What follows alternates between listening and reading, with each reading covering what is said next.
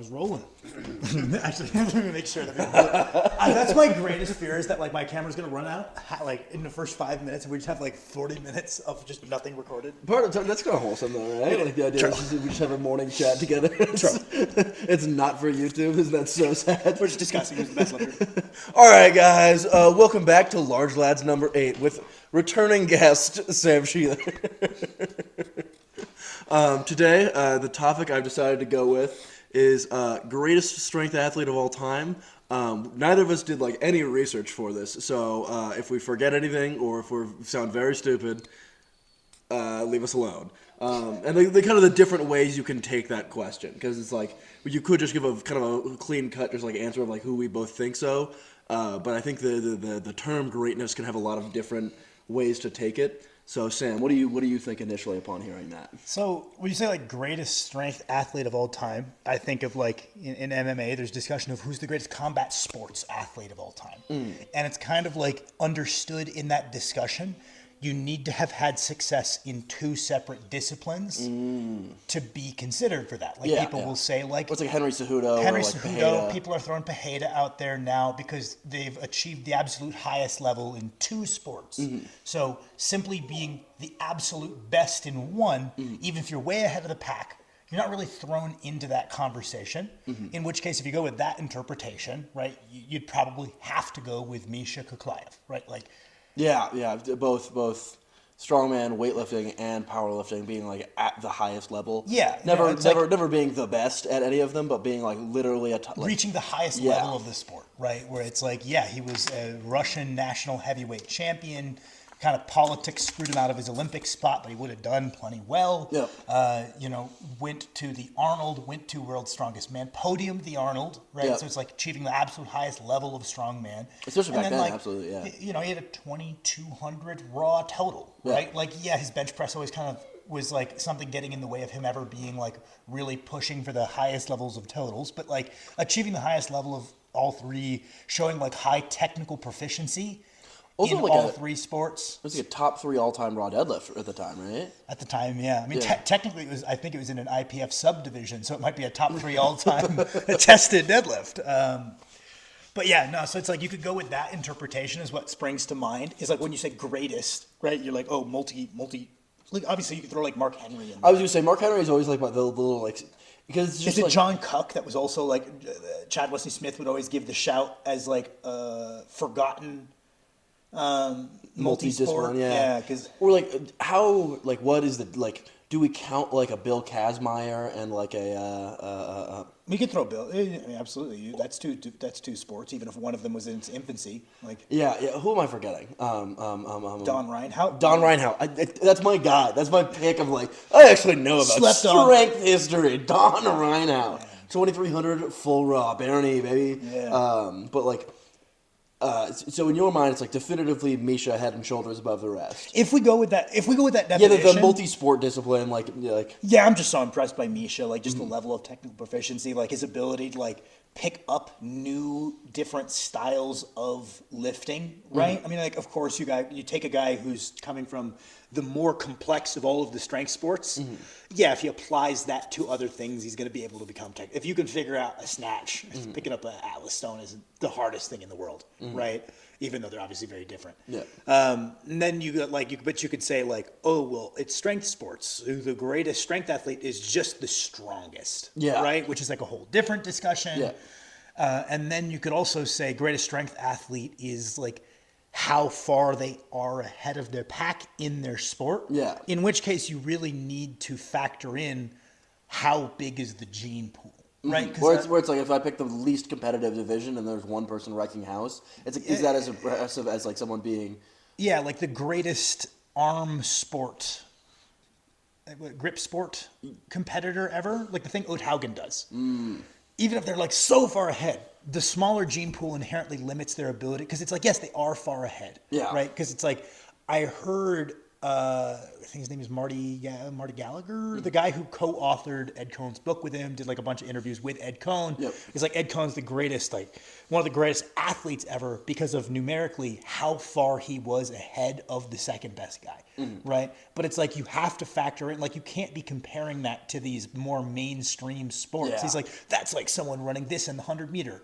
A lot more people have run 100 meter than have put up a powerlifting total. And that needs to be factored in when we're like, there's this far ahead, right? Because it's like, yeah, there's federal funding and a much more rich history of like coaching and weightlifting. So like being like a head and shoulders above your competitor weightlifter probably needs to be weighted heavier than being a real outlier powerlifter, you know? Well, it's funny because even if you go like, oh, who's the strongest, right? You could then kind of have the discussion of like, who is the greatest strongman versus who is the strongest strongman. Yeah. Of like greatness is like a lot of people factor in longevity and like complexity versus like single static events and such. Oh, it's like throwing, right? Like you could have the furthest throw ever. Is it Randy Barnes, right? Nope. Okay, formerly. Sorry. Yeah. Yeah. Okay. I knew that. Yeah. Formerly, Yeah. right? Not necessarily considered the greatest, right? Yeah. Because competitive results, right? Because it's like, you know, people will even throw Eddie Hall into the discussion of the strongest strongman ever. Obviously, that's people with a heavy static bias. I was going to say, yeah, that's one of my It's a major very, very heavy static bias, but it's like he would be nowhere near the conversation of greatest because he has one world's win and no Arnold's wins.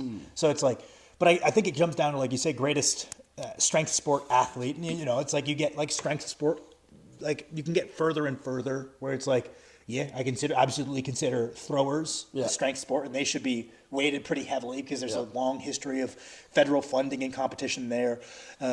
Like, you know, it's like you get like a defensive lineman in terms of physical specs. It's a little bit weird to not call them a strength athlete. And it's like, okay, right? And it's like huge gene pool, big funding, like there's a monetary incentives. So obviously we're kind of biasing towards barbell sports, pseudo barbell sports. For sure. Because I was thinking where it's like, I like the three that like, the two that were definitively, I would say, pretty knowledgeable on are strongman and powerlifting. And then like you have a bit more weightlifting Jesus knowledge. Christ, don't say that. People that are actually weightlifting fans would crucify me. Yeah. It's very, no. Hey, I know the name Pisarenko. Give him like free credit. Yeah, I don't know. I think it's like, it just depends on what question you go with. Because it's like, if you're saying multidiscipline, you know, you could go throwback like John Cuck era, that one, there's another guy from that era that I'm blanking on, that Chad Wesley Smith. Unfortunate last name, just to be fair, you know. True. Historically, I think that's the reason he's not remembered. Yeah. Right. So, but it's like, you know, I really feel you got to give the nod to Misha. Would you agree with that? Yeah, Mark Henry, obviously, I always liked success across sports. Yeah. But he's always like, I think his story is always going to be the most gifted or like the greatest potential because he was never all that proficient at the weightlifting and was still going to the Olympics. Obviously, that's on the American team where he's got less competition for his spot. But it's like, imagine if he actually became technically proficient at some of these things, like American deadlift record holder. At the time, I think he was the world deadlift record holder. I could be wrong there because I believe he's the one who beat Ed Coan's 901, was it?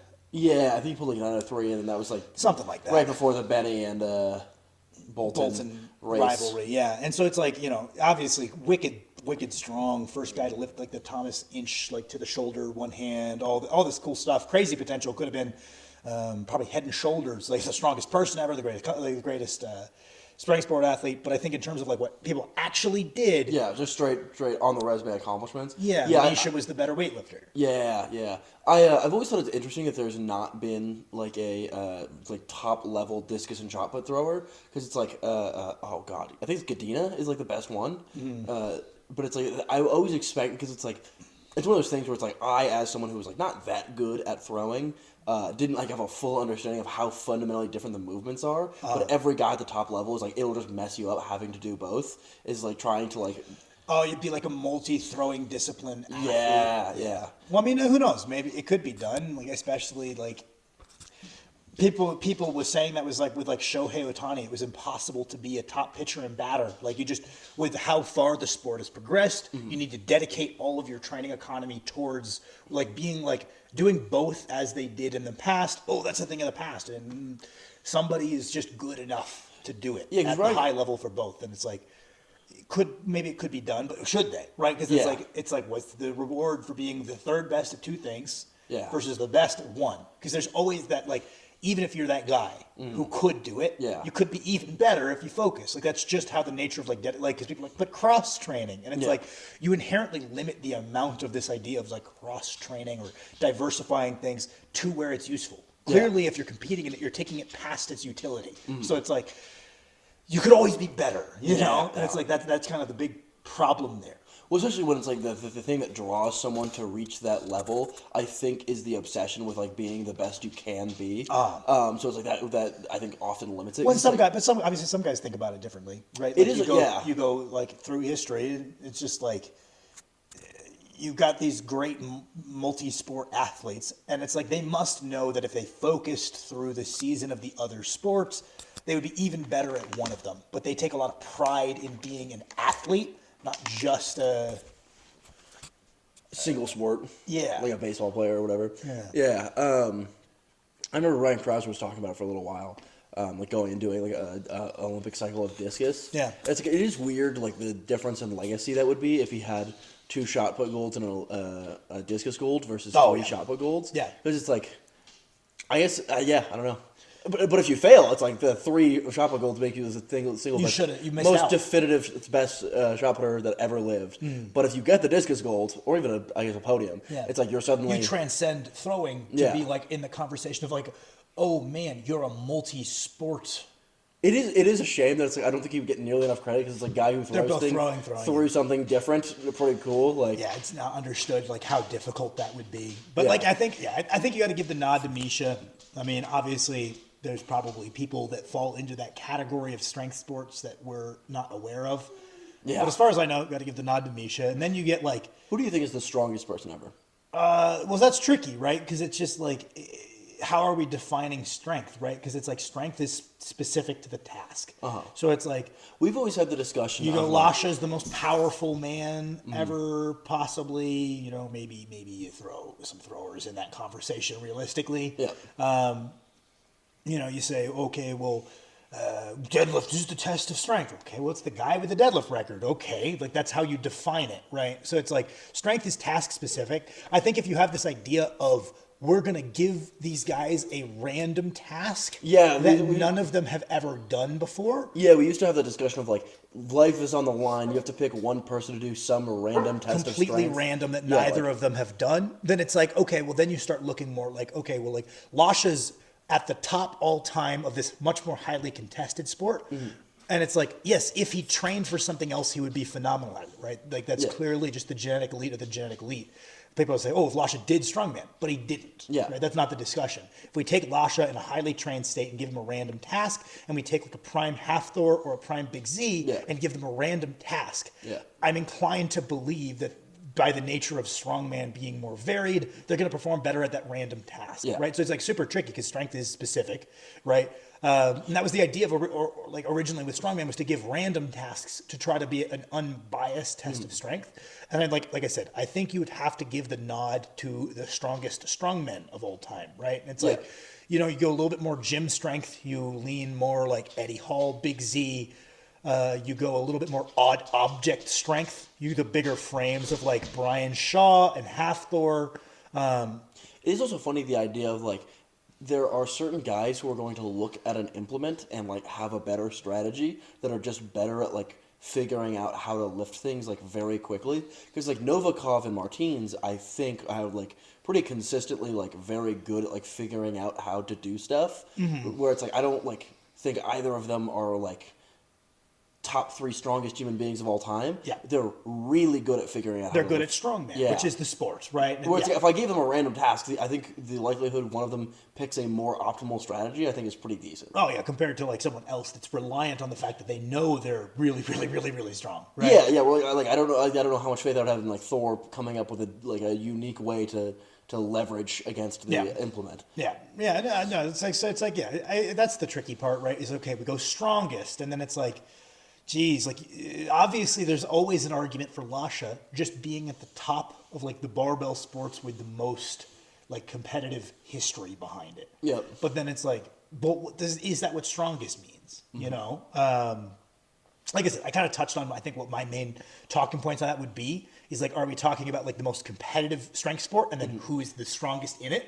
Or are we saying like random task? Or are we just giving like an arbitrary gym bro definition of it's who benches the most, bro? It's like, okay, well, I guess it's Julius Maddox then, which like it's a hard argument to make, but I guess so if that's how you define it, right? Like people say the deadlift and the squat, you know, are like the best tests of strength. And it's like, probably got to give the nod to like Eddie or Thor, right? We don't know because Eddie never pushed to like a maximal squat in like knee wraps the way Thor did. But I certainly think that like fucking, what is it, 800 for 8 bare knee or whatever the hell he posted. I mean, if we're going deadlift or squat, if we're going squats, Ray Williams, like not even. Yeah, and it's like deadlift plus squat. You know, you like, obviously then like Jesus very much makes his way into that conversation at this point.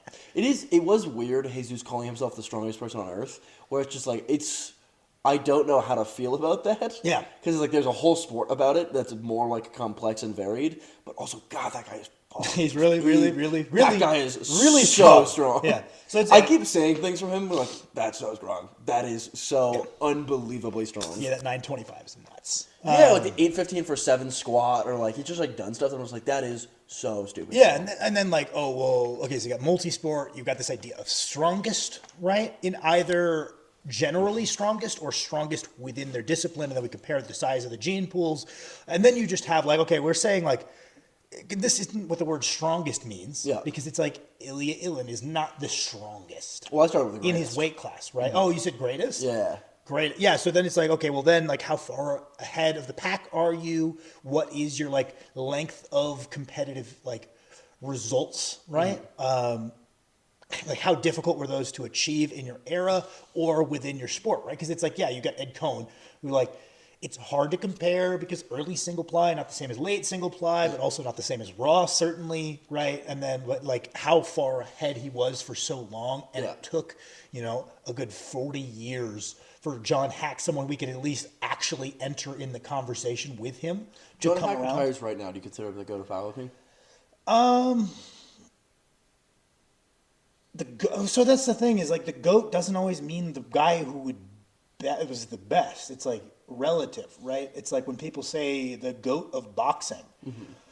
I don't think everybody's just imagining you do a tournament and who comes out on top. It's relative to their era, like what they did, right? And it's like, if that's what we mean, god damn, it's hard to argue against Ed still, right? In terms of like strength, hard to say what exactly was being gotten out of the suit. You know, like he was pulling on a stiff bar. John isn't. You know, obviously they're similar in size, but John is having to make a weight cut. John is clearly the better bencher of the two. I would assume you have to give the nod to Ed for being the better deadlifter of the two, considering their best pull is similar. And one of them is on a kabuki and one of them is on a stiff bar, right? So you have to give the nod. You have to assume Ed's the better squatter.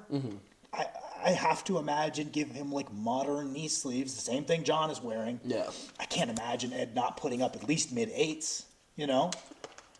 And like there's a lot of like mythology behind that. People, oh, he'd be doing 1,000 still. And it's like, I don't believe he'd be doing 1,000, right? And it's like, and he's like, oh, but I did straps down. It's like, you're still wearing a suit. Even the straps are down, it's doing something, right? You got your belt holding it up a little bit. And he's like, I did like 800 for 5 strap. Certainly the better squatter than John.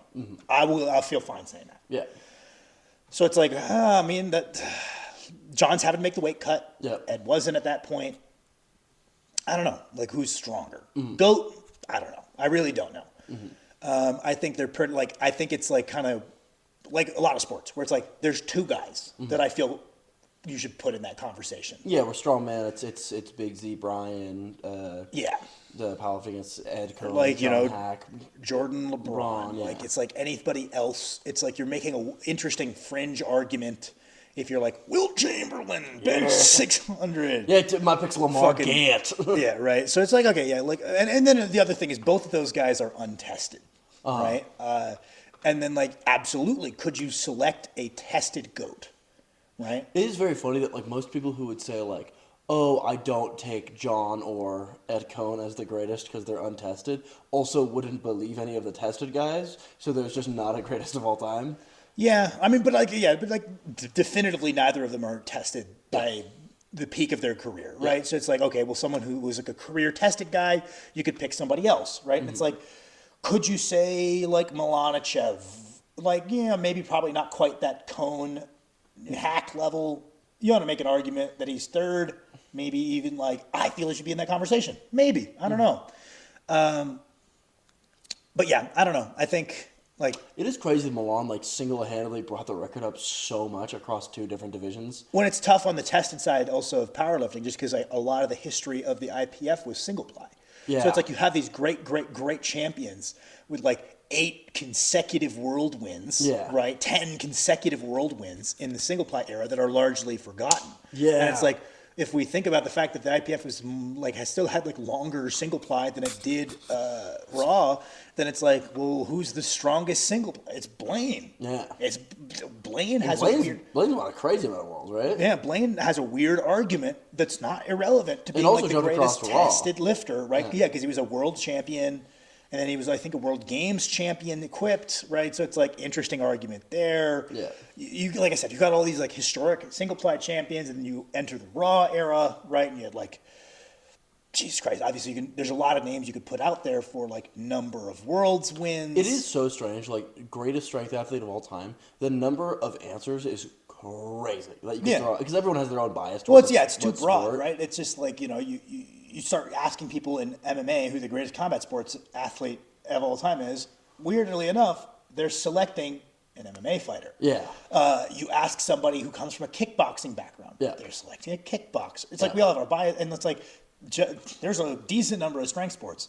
There's a lot of combat sports. Yeah. You ask like a Brazilian jiu-jitsu fanatic, Yeah. and it's just like they're gonna have a pick. And it's Yeah. like we got wrestling, we got Brazilian jiu-jitsu, we got judo, we've got like karate, kickboxing, taekwondo, Muay Thai, like boxing, sambo. It's like, holy shit, there's a lot of answers. And it's like Yeah. everybody's gonna say the guy that represents my sport the best, he's the best. Yeah. He even did a little bit of this other thing. Well, it's always funny because it's like I think of like John Hack as just the different beast. Like he's so good, it's insane. But it's like weightlifting has guys that are like, no, this guy's even better, and I'm like, Yeah. no, they're not. But it's like I don't understand how good. Like, Yeah. like I can look and be like, Lasha is so insane. Yeah. Someone putting. But you don't like fully understand it Yeah, because I you don't haven't have, like, pursued it. Yeah, I haven't like followed the sport, so I haven't seen like other people be like, "Oh, this guy's awesome." Yeah. and seeing how much better Lasha is over these other people that I consider awesome. Yeah, where it's also easy to be dismissive of something you don't have personal experience with. Understanding, like at best, most people have experience with activities when they're at their easiest. Yeah. Like I've dabbled in benching. My Yeah. bench went up a bunch. and Julius Masters, that's crazy. Yeah, and it's like they haven't even gotten to the part where it gets infinitely harder to get each additional pound, right? So it's like the activities where you've gotten to that point of diminishing returns, you're gonna have this innate bias, and it's like powerlifters are just like, oh, it's like, yeah, it's crazy technical, but like weightlifters aren't that strong. Yes, they are. What Yeah. are you talking about, right? And it's like you go like, and then you get like I've definitely. I Heard do some, love the like, idea of like it's the technique sport where it's Yeah. like, come on, they're doing Come on now, right? because I feel like yeah, I've definitely tricked myself once or twice where I'm just like, oh, it's like I'm not gonna include a weightlifter on the strongest people ever. Like, are you Yeah, insane? like Lasha's They're doing that. techniquing it above his head, right? Yeah, just like Yeah. I don't think that really accounts because it's doing their like weird magic of sorts. And then I've met some like really elitist, really bad American weightlifters that have this like massive superiority complex, even though they're extremely mediocre at their activity, but they think because their activity has this richer history and the best athletes are probably the best athletes, they're like, they have this superiority complex over someone doing a better job at their different hobby. And they're like, oh, well, if I focused on the bench press or the deadlift, I'm sure it would be good. It's like, dude, you are really weak. I don't think you get to bash powerlifters because it's like people will like bash people that are like, Clarence is way cooler than you. Well, you're not. Like, I've never met a group of people. I like most of the weightlifters I've met. Very chill. Apologies, but there's some of them are fucking snarky, and it's like I've never met people with such a sense of superiority based on the accomplishments of other people, and it's like you are atrocious at what you're choosing to do. Even if you think what you're choosing to do is smarter and cooler than the guy that's actually decent at powerlifting, that doesn't make you better than him because Lu Xiaojun is jacked. It's like you look like a bag of milk. You need to stop flexing other people's accomplishments. Is weightlifting cool as shit? It has this rich history that we don't quite have in a lot of other strength sports. Yes. Okay. I like it, right? But at the same time, god damn, calm down. It's so funny that it's like oh, I kind of feel bad for weightlifters being judged by these like the worst of their sport, because it's like I think about whenever I go onto my like Instagram feed or go to a local meet, and I'm like, what if this is someone's only impression of powerlifting? Yeah, it's just like these two dudes that are just the worst people I've ever met. Yeah, and I'm like, that's crazy. That I'm just like someone out there, like it's like because people hate powerlifting. There's a lot of people who just think powerlifting is like the worst, lamest stuff. Yeah. And I'll sometimes like look and like have a moment of like I get why you think that. Oh yeah, I mean it's like what if you look at the powerlifting clips with the most views, it's like that dude puking at Worlds, some arching clip, like some sumo pull, and it's like that doesn't represent the majority, but it's the things that get the most outrage. So you get this perception of that's what all of it is. And it's like hype beast. Go to a local TikTok meet, kids, and it's like what you think the sport is isn't necessarily what the sport is, and like. You know, it's not lost on me. That's why I never want to come out like sound like I actually don't like weightlifting. I think weightlifting is cool as fuck. I think some of the people it attracts are dickheads, but also some of the people powerlifting attracts, now, especially now just that the worst. Now that it's like hype boy, clout beast, zoo culture dudes. Okay, yeah, you shit on powerlifting too. Okay, yeah. Or it's like, you know, I'm sure, like, I definitely could see the exact same thing. Of just like, man, Strongman seems to attract guys who have no interest in not binge drinking or having any semblance of a diet. They also just don't like fair tests of strength and gimmick their way with these elevated deadlifts. It's like, yeah, that does attract some of those guys. I see what you mean. It definitely attracts guys who only like doing partials. I was gonna say it's very funny the idea of like, oh yeah, they don't get their diet in check. It's just like that's like most people who are bad at stuff. It's like, just like across every discipline. It's just people who don't. It's like part of the raw. It's cool. Like that's part of Strongman. Is eating like the cheeseburger bulk. Like eating like you're like mentally impaired. Yeah. This is the second time. No, I said it. That was the YouTube approved way. My God. Like it's like. That's a point of pride. Whereas like a bad less cerebral eating. It's like a bad powerlifter. There's like an overlap in that culture. Yeah. But presumably, like a bad weightlifter isn't priding themselves in their bad diet. They just have a bad diet. I also the American weightlifters getting into smoking cigarettes as like a nicotine to pretend to be. I think it's just copying because all the Eastern Bloc guys are taking their smoke breaks between their. Fucking Bulgarian 8 singles. Yeah, part of me is like I almost can't like I also definitely like get into like stupid old gimmicky stuff. Like if I could do anything to be closer to Doug Young, I'd do it. But also it's definitely funny to be like you get off your tech job and you go smoke cigarettes. You're not like on the Bulgarian team. Your family's gonna die if you don't get this fucking. Get nicotine gum. Like if you want nicotine and not cancer, just get nicotine gum. Yeah, you can buy it on Amazon. Yeah, nicotine patches for training sessions. Like that's such so a funny. That is a funny one. Yeah, I don't know. I definitely like. I will also say I definitely like. It's very lame of me sometimes that I'm like, oh yeah, like people just judging any sport and like marking it as like bad or worse is just so stupid. Like just being like, oh, this is the bad one. Yeah, which is like you have no understand. Like it's like just people who have a tendency to do that. Yeah, tend to have a very loose grasp of what they're even looking at. Yeah, you know, it's like I definitely think if anything, there's a very strong argument weightlifting is the good one, right? And I catch myself doing that to arm wrestling sometimes. Oh, Max hates arm wrestling. I don't hate. Have at him. Max, I don't hate. I don't read wrestling. The comments. Hold on, Max I'm the host of this show. Max, I will kick you off. No, next time to large latches alone. Guys, I am not doing a bit right now. Max hates arm I wrestling. don't hate arm wrestling. Yes, you do. I just don't like it. You're a coward. I don't like it. You're a coward. I just don't like it. Oh, you're a coward. I don't like it. You hate arm wrestling. Okay, the point I was making was that it's funny for me to be like, oh, just like, you know, like every strength sport has something to offer, except for arm wrestling. That's the dumb one. Well, I saw a comment that did wind me up a little bit. It was Janasha training with Levon. And somebody in the comments said something about Janasha being the stronger overall human being. Yeah. And a bunch of people were disagreeing. They're like, no, they're just like, they're similarly world class at their respective lifts. Get the fuck out of here. If all of one person's respective lifts is limited to like arm down, and then the other person's respective lifts encompasses tests of every other part of the human body, it makes sense to say are they similar level within their strength sports? Well, Levon's way better. Levon is a much better arm wrestler because he's the strongest ever. Janasha's not the strongest strongman ever. Yeah. Okay, cool. Like, we can say that. They're not similarly strong human beings. In the same video, like Levon was like squatting like 365, and it was not that easy. All right, let me throw out my press conference statement right here. I don't like arm wrestling because everything I've seen is like YouTube commenters, which if I was going off YouTube comments of powerlifting, I would also hate powerlifting and strongman and weightlifting. But my only perception of arm wrestling is just people being like, clearly he's way stronger than half Thor, and just be like, dude, come on, what are we doing? I don't think you're reading that many. You're just a casual hating on this. I am a casual hater. I kind of like, I'm not like an arm wrestling fanatic, and I know nothing about the mechanics of the training or the techniques within it. I know the King's move. I casually follow arm wrestling. I think it's kind of cool. I have before you guys ask if any of you are arm wrestling guys, no, I will never do it. I got tiny little hands, I got short forearms, I got a ceiling to how good I could be. I'm going to stick to training the rest of my body, and my forearm can stay weak and flimsy. But I think it's cool. Yo, drop 200 likes and Sam and I will arm wrestle, and one of us will guarantee dislocate our shoulder. Speaking of, while you guys are dogpiling on Max, tell him to go to a sports store and buy some boxing gloves. We're going to do our 6K subscriber celebration, and we're going to box, and we're going to post it for you guys. But Max needs to go get some gloves and a mouth guard. I've got mine. I'm ready to go. Get ready to never see this video because I starched Sam and he was too scared to post it. If you never see this video, it's because I starched Sam.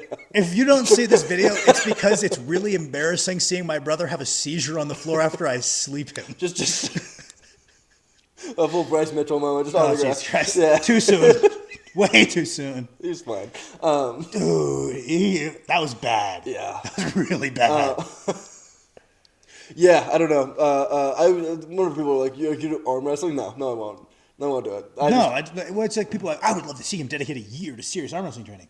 I'm busy training the rest of my body, motherfucker. And also, I'd be bad. Like, give me a year and I'll still, like, I won't, it's not like I'm going to be dominant in arm wrestling. Yeah. Well, yeah, it's like, it's like you get some guys where it's just like, oh, you check off these parameters of like huge hand, long forearm, where it's like, man, you could speed run being pretty competitive. Like, yeah, I do understand, especially now that he's retired, wanting to see Brian, Brian Shaw give that a go.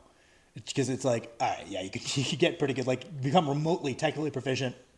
He could have a faster rise to relevance than anyone ever. Yep. And it's like nobody with those kind of physical specs.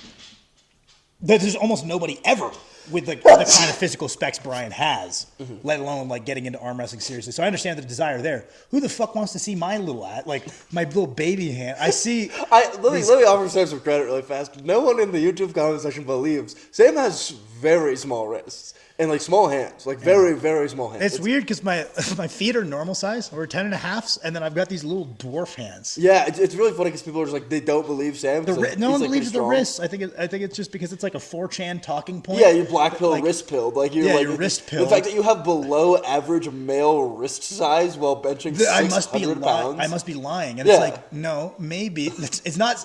Like people are like, oh, you're saying genetics aren't real. Holy shit, you're dumb as hell. No, I'm saying that your wrist circumference isn't a direct way to measure your strength genetics. That's what I'm saying. Clearly, the argument is clearly I have phenomenal strength genetics, and it's not reflected in my wrists. It's not saying genetics don't matter. Like, just where I buy the longest length of wrist wrap, and I wrap the shit out of my wrists. because they're tiny and it's held up. Like I almost got into a YouTube comment section beef, like the white knighting for you. On one of the Bromley videos, someone left a comment being like let's just be real. Anybody who benched 405 while partying, getting smashed every day in college, clearly just incredible genetics, and like we don't need to listen to their opinion. Implying that because you benched 405. no, that was probably referencing Dennis. Really? Dennis was saying that he was like drinking all the time. Oh, I think that was Dennis, not me. I thought because in the video you also said you benched like 4 plates in college, and so I thought I was talking about you, and I was really about to be like, Sam, actually, that would have been so embarrassing if I got into a YouTube beef and was fucking wrong. Oh my god. I think he was referring to Dennis because Dennis, I think. Dennis, if you make it into this video, correct me if I'm wrong. I think he said like, yeah, he was like, he wasn't following a program. It was just maxing his bench 5 days a week and was like drinking heavily and got to 405, which is fucking crazy. Pretty beastly. That's pretty sick. Yeah, very glad I didn't die on a hill that I was completely wrong on. That would have been really. Yeah, I have to imagine that was Dennis. Yeah. Quick training updates. I feel like this discussion got more interesting as we went. Got into. How's your training going, brother? Any thoughts? Anything you're focusing on, working on? Any puzzles within your training that you're kind of grappling with? I'm gonna be real. Training is going really, really well, with the exception of my back is starting to feel a little bit questionable again. We had our awesome rehab phase, and we started kind of ramping things up. And it's like it's not bad, but it's like I feel it occasionally. Because in my mind, if I can like make it through this, I'm gonna be so strong. Well, I'm glad you mixed those those Russian twists in there to get something rotational, and we'll probably have to get you doing a little bit more anti-lateral flexion work. Yeah. I have to imagine that'll help. My squat, I think I'm gonna hit a large squat PR. Like I just feel stupid strong, and like it feels like my technique is is progressing very, very well. My squat has felt less technical for like a year, and it feels like I'm finally starting to like have squat click again, which like that's huge for me. Bench, it feels terrible. It is going well. So hopefully dissipate some fatigue suddenly. We're using like a higher volume, higher frequency model for Max's bench training. So it's like, I've been telling him and like trying to make a point of saying it all the time. It's gonna feel a little bit technically janky when you're kind of training under a greater amount of fatigue than you're used to. I forget, I think it was Mike T put up a post that was very helpful. That was just like, hey, a lot of the time how training under chronic fatigue feels like you're repeatedly making like misgrooves and technical errors. But that's why training under this fatigue can also help make you so much more technically proficient. Because it's like if you're tired coming into the session and you're making misgrooves you wouldn't normally make and you're having to actively correct and fight those, you get really good at fighting misgrooves, which is what good technique is. So then when you rest up and suddenly it just feels like the easiest thing in the world and you feel really proficient. So I've been telling Max, the fact that it feels slightly janky is very much a feature of how we've been doing this hypertrophy and strength phase of pushing the volume, pushing the frequency, and training under an assumed greater amount of chronic fatigue. And the fact that your numbers look pretty good under a chronic amount of fatigue is really promising. Yeah, we've kind of had like a metric, like don't follow this as like a total rule, but like usually when like stuff feels heavy but is moving good during a strength phase is usually a good sign for us because it's like we expect to be like pretty fatigued in a strength phase, but like it's a good indicator that once we like start dropping fatigue, I'm gonna be really strong. Whereas like if it was like I feel really bad and the weights feel bad in a strength phase, it would be like, oh, this is like concerning that maybe we're not where we're supposed to be. But if like I felt really good and things were moving good during a strength phase, I would be worried that I wasn't fatiguing myself enough. Like, oh, I probably just sandbagged my accessories early and I'm just coming in crazy fresh. And just things are going awesome, and then I'm not going to have as effective of a peak. Yeah. Deadlifts. I think like part of the reason my back is like maybe slightly flaring up again is because I am under a lot of fatigue, and that once we hit like the dissipation of volume. When we start peeling back. I think it'll start feeling way healthier again. Like just like I'm pretty beat up. Yeah, right I think now. a combo of dropping fatigue as well as like if we can introduce like a little bit more varied like planes for the core, especially like maybe the obliques need to be a little bit stronger. We should title this video "Large Lads 8" arm wrestling sucks and Max is the strongest man ever, question mark? That's The answer is no. Nobody's if you made it this far in, nobody actually is, it was a question and the answer is no. Is Max the greatest strength athlete of all time? I think we're gonna make that the title. That's really funny. The answer is no. Not yet. I was talking to you and I was like, I think if black holds up and this block goes as well as I'm expecting it to, like my squat feels like it has a lot of momentum. My deadlift, I think if I hold together, I'm going to pull a massive PR. And I think I'm going to chip my bench PR at least. It's like, this is going to be one of the best blocks I've ever had. What are your focuses right now with your like bodybuilding work? Because like we've always kind of divided training a little bit into like sport specific training, which we periodize more heavily than it seems like the emerging model of training for powerlifting on the tested side of the sport is less traditional periodization of the rep ranges, where you keep training a little bit heavier year round. Part of that's a selection bias because you're looking at high performing athletes who have already filled out their weight classes with muscle. So keeping their focuses a little bit more strength peak oriented makes sense, but it seems to be the emerging model of like filling in volume with the assistance work and staying a little bit heavier year round. Like you're a power lifter, you lift in lower rep ranges type of idea versus this more like, oh, we dial all the way back to sets of 10 type of deal. But we kind of always separated like, yeah, we will periodize our reps on our primary lifts, a little bit greater range than a lot of people do, but then we also like finish our sport specific work, and then there's some amount of bodybuilding work. And it's early in a training cycle, you're going ham. Late in the training cycle, you're either skipping or doing like very light fluff stuff, right? What are your big focuses right now in that like half of the workout? I guess for us, it's definitely less than half, but like for like early on, it's half or greater than half. Yeah, but now it's like a quarter, right? What's the big focuses on that building the suit of armor part of the training session? Because I'm finishing out my second week of the strength phase, so like we're coming towards the start of the peak, so like we're starting to kind of drop stuff. And yeah, like, so Max is a very strong athlete, so bear that in mind, right? We're running through a 10-week training cycle. We start pulling back on the bodybuilding work on the fourth to last week, really. Like even a little bit. Fourth, third or fourth. Whereas for a athlete moving less absolute loads earlier in their training career, huge priority being put onto gaining more muscle. We're keeping our foot on the gas until like literally the week where we're testing maxes. So I've got some athletes that I have them test maxes and then just do their full bodybuilding routine afterward and just know, okay, well, yeah, we could have done a little bit more if we had pulled back and done a bit of a deload, or if we had pulled back and it came in a little bit more fresh. But there's no reason to spend any time away because the biggest difference between you and future you is this muscle. Let's just keep plugging away there. A lot of athletes that second to last week, third to last week, maxes all the way to the fourth to last week, but that's kind of a feature of how uniquely fatiguing, like doing your rep sets on squats with like 600 plus pounds. But like muscularly, what are the focuses? Obviously, we're pulling back soon. Yeah, so kind like, of walk and review. What do you think? Well, what do you think about? Actually, what do you think about when we roll into next training cycle? Oh, okay. What are you making mental note of? Man, obviously, we're trying to build up all of like the relevant muscles. Always. What are the things that you're like, I cannot slack? I know these are lagging, and I need to fix that when I get into the next hypertrophy phase. Where like you're giving it extra attention. Maybe you're throwing an extra set or two in there. Yeah. Good question. Thank you. Thank you. One, lats. Nothing bad has happened, and like I haven't felt my lats be weak. I can just tell that right now I'm not doing enough for my lats. It's gonna catch up to me. So I want to put like an extra emphasis on my lats next block. I had like one really good day that I was hitting my upper back, and I think I should be having like 2 serious upper back sessions. Well, that one's kind of just on me that I probably should have been like putting a higher priority on my like pull ups and chin ups on my other 2 bench days. Maybe.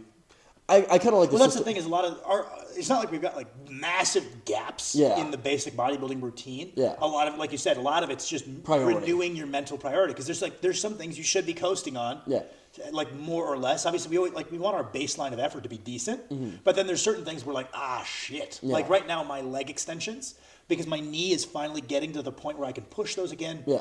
I would like those to be a good bit stronger. So it's like I'm coming into those with a really, like I'm biting into the mouthpiece and I'm like gonna force some goddamn progression there for a little bit because I know it's behind where it needs to be. Maybe I'll do an extra set at the end, try to catch those up to where it needs to be. Whereas like maybe my hamstring curls, I feel decent about where I'm at on those. I really, like, I don't think those are particularly behind the curve. I don't think they're ahead of the curve. Just gonna keep progressing smoothly there. And then there's certain things, like I've gotten to the point with like dips. I'm fucking ahead. I'm not going to drop them out. You got to dance with the girl that brought you. They were working for my bench press, but oh my God, I'm dipping so much more than I need to. I like really can just kind of be like not that focused. Like, yeah, we want to keep our strengths as strength, but I want to save some of that focus for my dumbbell bench that I'm doing beforehand or whatever, like the things that need more work, right? Because mental focus is probably to some degree a limited resource. So this idea of just maximally do everything. The people that say that, I can find things that they're not doing maximally. So it's like, okay, you're not doing that. I understand the idea on paper that sounds great, but like maybe we should like put a little thought into where we can be like a little bit more relaxed and where we really need to save that focus. Yeah, I would say so. Lats. Yeah, lats are a big one. I think obliques. The obliques. You know, the coach has to put those in the sheet first before I do anything. But yes. I think my hamstrings made massive improvements. Obviously, I'd like to still stay on those. Like, it's not coasting in that. Like, it's like I need to just keep going. Yeah, keep. We got a good routine. Those. Yeah. Like 3 sets hams curl, 3 sets back extension seems to be a nice equation. I think just like my bench stuff. I need to work harder on my accessories next hypertrophy phase. I think that was kind of I was going really, really hard my lower body days, and it like kind of sapped. Like my average upper body day wasn't as good. And so I think I just need to make more of a deliberate effort of like coming in with more focus on my upper body days for that hypertrophy phase, and just kind of progressing my like main like dumbbell bench dips, shoulder press, tricep extension. Yeah, just the basics. You know? Yeah, just like if I can come in and press a significantly better set of dumbbells by the end of next hypertrophy phase. Yeah, it's like if your 10 RM goes up on all those things. Yeah, I'm just in a really good position as long as I like continue progressing technique. It's like that's just a really, really good base that I think I did a not optimal job laying. My squat stuff I think is great. I think we just need to change how we do our lunges right now. Well, you think Max has been getting an exertion headache with a straight bar, so we're gonna try. First, we're going to try the SSB for our lunges and see if that's like fixes the exertion headaches. And if it doesn't, we're going to use like an open back trap bar probably for our walking lunges, but whatever, like the motion's good. Yeah, we just need to tweak how we do them. Yeah, and then like my leg extension bread and butter. Can I talk you into, I was thinking about this last night when I was failing to sleep. Okay.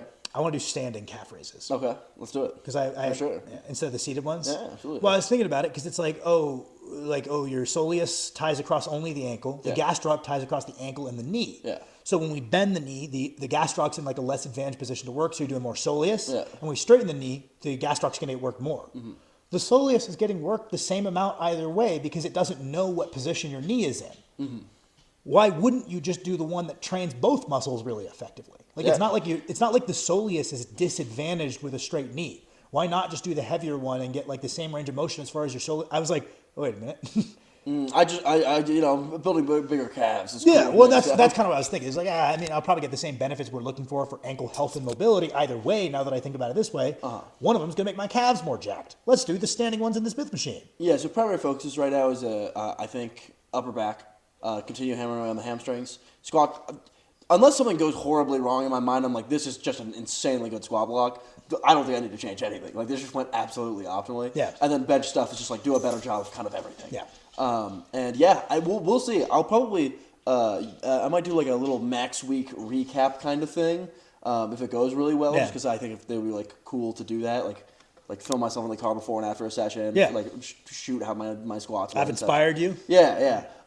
Just put like a total recap if it goes really well. If you don't see it, it probably went bad or I forgot. Yeah. One of the two. Because it's like I think I probably. Well, part of it is also I understand why like every time you see a video from like John Hack or Andy Huang or anyone, they're like, "What's up, guys? It's my deload week. I'm taking you through a session." It's like, you son of a bitch! I don't want to see your deload day. I want to see one of your heavy days. It's just one of the days they have energy to do it. It's the only time they have enough mental energy to remember and bother to do it because it's like you're just like dragging ass through your peaking phase, and it's like you're using all of your limited mental faculties to get this crazy heavy lift you have done. You're not inclined to do a video. And I'm like, I get it now. Yeah. Because I was like, why the fuck is everybody always filming their deload days? I think I'll probably have like a 2100 total this block. If all goes well. So I might do like 2100 total recap video. Yeah. So those are my major things. You had two training notes you wanted to drop real fast, right? Yeah. So one of them was I've like got my diet super locked in by being a little bit more reflective on like how to make it easy to do while also checking the boxes. And Your breakfast burrito, yeah. Well, yeah, I've been doing the breakfast burrito every morning, which is super easy to eat because I just have a bunch of them frozen. So there's no prep time, and I can get, because it's like, for people who struggle to eat enough, eating meal one early is one of the best things because it just gives you more time. So getting meal one down as early as possible in this breakfast burrito. Or staying up later. Yeah, Max stays up very late. Don't do that. That's a bad habit. Don't fall. That's not me. No condolences, boys. Go to sleep at bedtime. You.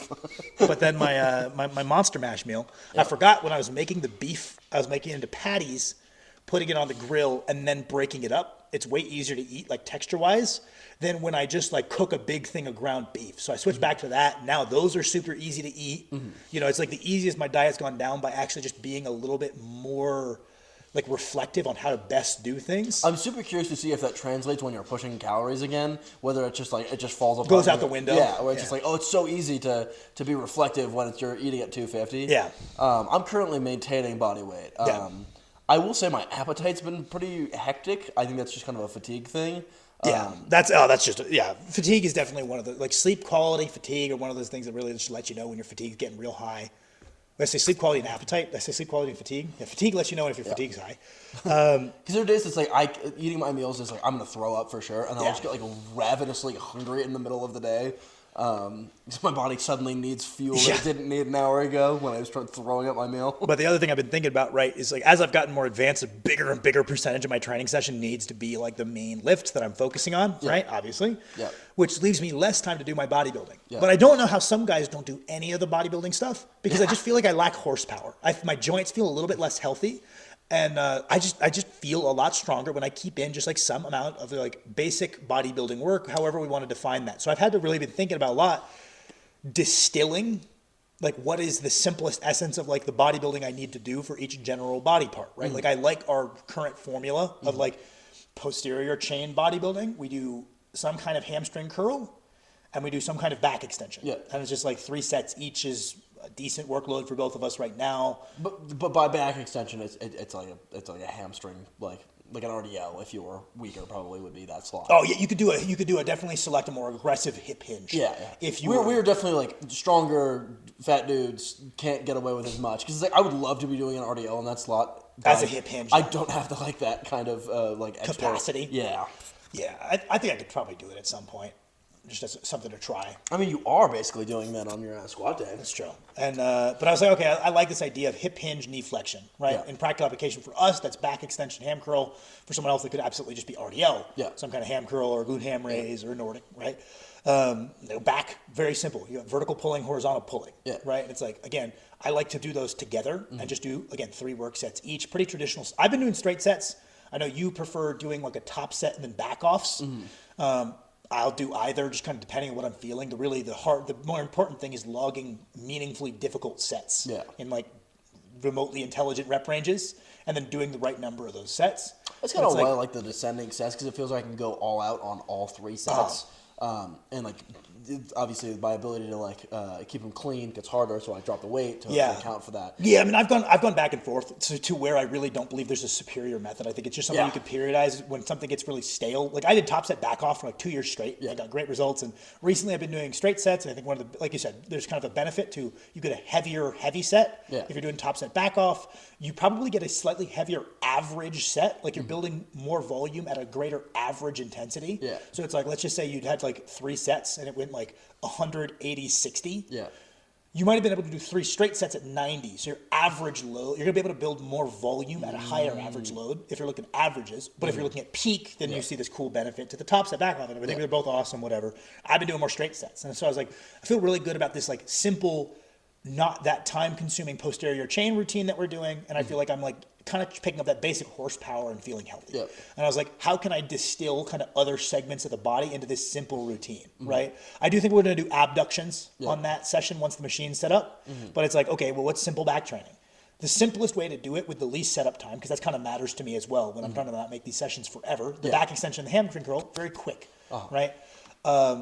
I could do pull-ups and barbell rows, but it's really quick to just hop on the lat, because we got the lat pull down / low row tower at our gym. Just superset that. Yeah. Just, like, that's cool. It's just like moving the peg, go, get her done, right? Vertical, horizontal pulling. On one of our, then mess around with some pullovers, right? On like one of my other pressing days, just doing that, just like hopping on the low, like just doing the low row lat pull down superset really fast. Yeah. Just because I wanted an extra back volume. It is kind of funny because it's like, I feel like as we've gotten stronger, there needs to be a little bit more like being deliberate with what we pick, what we're doing, because like we have things. I think it's like, hey, Odin, come here, Odie boy. He says it's a gift. A gift is being delivered for him. Oh hey, my God. buddy. This is the kind of content you can only expect on large lads. Woo! Come here. Come here. Keep them entertained. All right, boys. We're going to talk about why arm wrestling's actually the worst. Fat boy. Sam and I have been talking about doing our like little 6K boxing match, and I'm going to lose because Sam knows how to box, so I'm really hoping to put on a performance. Max did box. Hey, you son of a bitch, come here. I'm really hoping to put on a performance worthy of like, oh, that's pretty decent kind of thing. Well, no, Max is a lot bigger than me. I do have. We realized the other day. Oh yeah, me being 80 pounds heavier is not going to help my boxing. He's taller. abilities. He's got bigger reach. He's 80 pounds heavier than me. And Max. Sam's Max trying used to to hype up suck. how impressive it is when he beats me up. Like, oh wow. Well, Max used to suck at boxing. Like Max would not box. Max would just fight people badly and lose. Right? Odie, yeah, come here. I just got beat up. But he is way more athletic and fast than he was back then. So, that matters. We'll see how that translates, yeah. Yeah, I haven't boxed at all in a long time. Yeah. But yeah, I was like trying to distill like this kind of thing. Like Paris has been making a good point, which is like, do you think he's going to go do it again? Is this the end of the video? It is the end of the video. But Paris is making a good point, which is there's all this talk online of SFR, so like stimulus to fatigue ratio. Yeah. It's a ratio. Yeah. If you are doing sets that you're so neurally inefficient at that there's not that much stimulus, so you need to do a lot of sets, well, by definition, there's also not much fatigue. Mm-hmm. It's a ratio, stimulus to fatigue. So it's like the stronger you get and the greater a stimulus you can pose with one set, because it's like, if I go do 405 for a set of 20 on RDLs, which I definitely think I could do, it's like, yes, that's a huge stimulus to my body. I don't need to do another one. Whereas like weaker guy might need to do 3 work sets to drive forward adaptation. Mm-hmm. But there's also a lot more fatigue that comes with that. Mm-hmm. So it's like as you get stronger, selecting exercises with a good SFR makes more sense than when it's like probably a little overhyped in importance for beginners. I was going to say it's a little underhyped in importance the stronger you get to be able to do it. Like, 'cause it's like if you're choosing things with like gnarly kind of suspect SFRs, you're not going to be able to do enough work to develop your frame as much as you would want to. Yeah. So we've gotten to that point where it's like, historically, we've gotten good results by picking the heavier duty option, which often is like the more fatiguing option. And now we've had to like be a little bit more selective, right? Like with the back extension instead of the RDL after deadlifts. Because when I was weaker, I used to like, it kind of just could kitchen and sink it. Like I just throw in a massive circuit, do it insanely, like pretty fast, just working really hard. Well, people have actually expressed a little bit of discontent with some of my workouts. They're like, what, you did 4 exercises? And it's like, I did. I do remember, and I got better results back in the day. Like my upper days would be like 8-9 exercises long, right? And they'd be doing like multiple work sets each. Mm-hmm. The amount of work being done was more because no one thing was as taxing. This is a change I've had to make later in my career. I don't regret doing those sessions that were 9 exercises long. I think they were a good idea. Was it just the amount of stimulus driving between like doing a 1 plate chest to supported row versus doing like 3 plates and a quarter is like just the amount that I'm like getting out of it, and I can't do 9 exercises of that, or I just would be like buried in fatigue, especially after a 700-pound deadlift for reps. It's like just the amount that like the fatigue is coming. So it's like definitely like the like as I've progressed, that has become more of an important thing. Yeah. And I think a lot of our slots are filled in pretty like nicely right now. But I was just trying to distill that in my head, right? Because it's like, okay, well, we got like, you could break the body into 4 quadrants. You have upper body pushing muscle, upper body pulling muscle, hinging muscle, and squatting muscle, right? Okay, I've kind of got this idea of like the posterior chain hinging muscles. I feel like I'm training those like somewhat comprehensively, certainly not the same way we would if we were bodybuilding, but we're picking up the low-hanging fruit. Now, this idea on the upper body pulling, which I was not doing enough of, kind of same as you. It felt like I was marching into an inevitable issue with my lats not being ready. I haven't gotten there yet, but it felt like it was like something that was on the horizon unless I started doing more. That's kind of my dumbbell bench. That I was just like, it's not a problem. I'm gonna lose the power off the chest unless I start pushing it again. Continue, sorry. Yeah, and then like I was like, okay, well, like squat pattern stuff, like we really like the leg extensions, so I would say that's like part of this like simple 2 exercise equation, and we could always add more, right? Because it's like, yeah, do abductions make sense on that posterior chain day? Yeah, probably. You do hips. There's a lot of things you could add on to there if you've got the energy. Yep. Right, early in the training cycle, we might do more. You know, I could do pullovers. I could do some kind of like rear delt fly motion on that back motion, because that is a unique stimulus that does offer benefit. But if I had to distill it to the simple essence, vertical horizontal pull, hinge knee flexion. So I was like, maybe for the quads, it would be like this idea of you have a knee extension, like a direct knee extension, like a leg extension, and then something that is a squat pattern movement where we're not limited by the back. That could be a hack squat, which probably the SFR is maybe a little bit more suspect for me nowadays because I can do a lot of weight on a hack squat. Yeah. I'm really good at those, right? Or for strongman, I would probably elect to go with the unilateral squatting option because of the extra benefits. So for us, that's a lunge. That could be a single leg press. Could be a split squat. Could be a Smith machine lunge, like that kind of thing. So it's like, okay, that's kind of like the simplest essence of like the squat pattern work. Could be leg press like we've used. Could be a belt squat like we've used for that. Like it's all the same exercise slot. And again, I would throw adductions in there. Yeah, well, so They're good. And then like upper body pressing, it gets a little bit more complicated because it's like, I don't think you could distill it to 2, because you probably have horizontal pressing, vertical pressing, horizontal pressing, and then direct elbow extension work. If you really want to comprehensively work those pushing muscles. Yep. We're big advocates of tricep isolation, whatever that means, like direct elbow extension work. Yeah. So it's like you kind of have 3 categories. I don't need to do horizontal pushing right now. So it's like, okay, simple.